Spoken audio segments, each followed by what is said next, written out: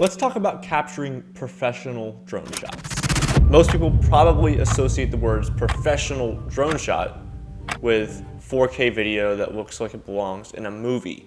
There's a lot of drones nowadays that can shoot in 4K, and though that might be pretty and professional looking, a lot of times everyone's drone can shoot in 4K nowadays, which means that your footage won't really look any better than someone else's image.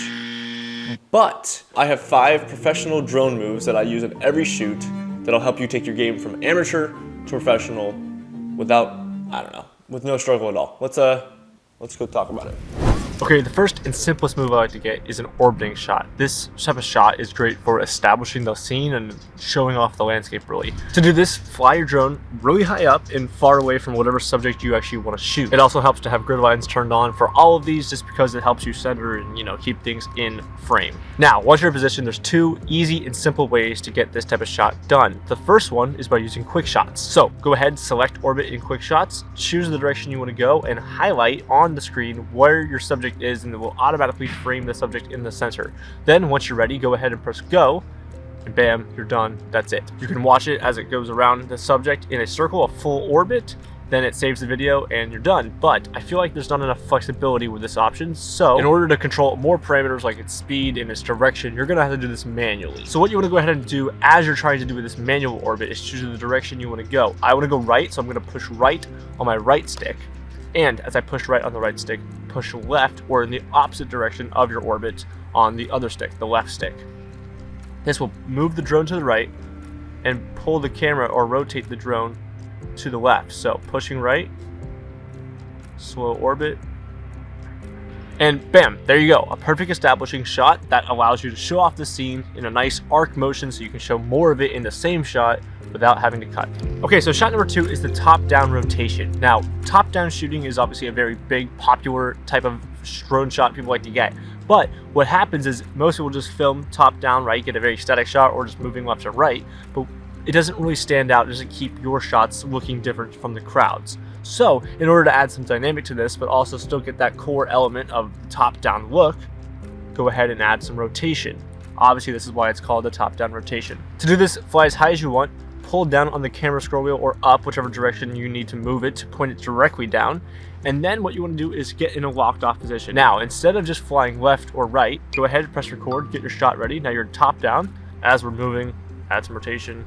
Now this top down shot is now so much more dynamic than it was because there's some character, there's some type of creation behind it rather than just a static, locked off, boring looking shot.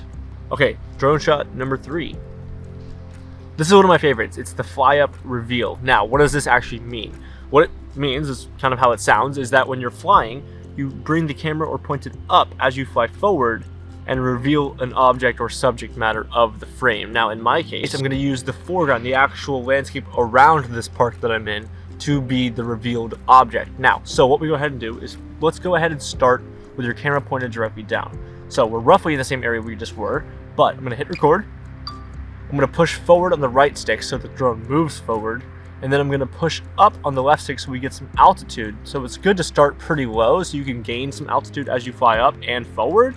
And then we're going to add one more step, which is just moving this back scroll wheel for the camera up towards whatever subject you want. So it's going to take a little choreography. It's going to take a little bit of timing to make sure that whenever you get to that full perpendicular, directly forward shot, that you will actually have it in the frame. So just like that, you've added 3 steps into making this one normal, just pointing and shooting, look a lot better. You're moving forward, you're gaining altitude, you're ascending, and you're rotating that camera so you actually get some dynamic and some reveal and build up some anticipation for your audience.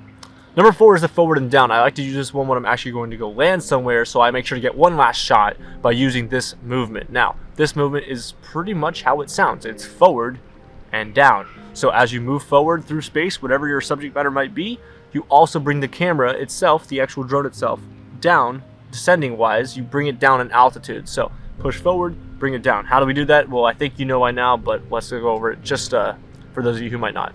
Okay, so as you can see in the distance, there is this building, which is I can't show you on the screen, but I'll zoom it in. This building is what I want to bring into my subject matter. So when we're doing this, like I talked about, forward and down, we're gonna push forward on our right stick. So hit record, push forward, right stick, and pull down on the left stick. Now you don't have to slam it down, but pull it down and ease it down in a nice way to where it feels pretty smooth, pretty cinematic.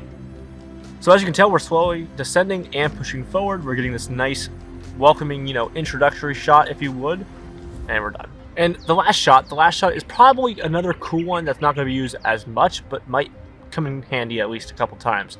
And that one I'm going to call the rocket launch because it kind of just goes straight up. So what this is going to entail is you bringing the drone directly up, revealing a subject, and as you bring it up, kind of just taking the camera and putting it down as you get higher so that subject stays in the center of the frame and has some type of dynamic motion to the shot so it doesn't look so boring.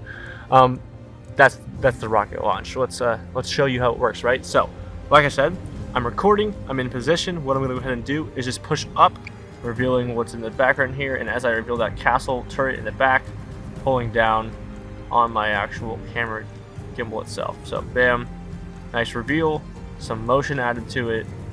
It's not perfect, but it does the job, revealing this nice beautiful courtyard in front of it.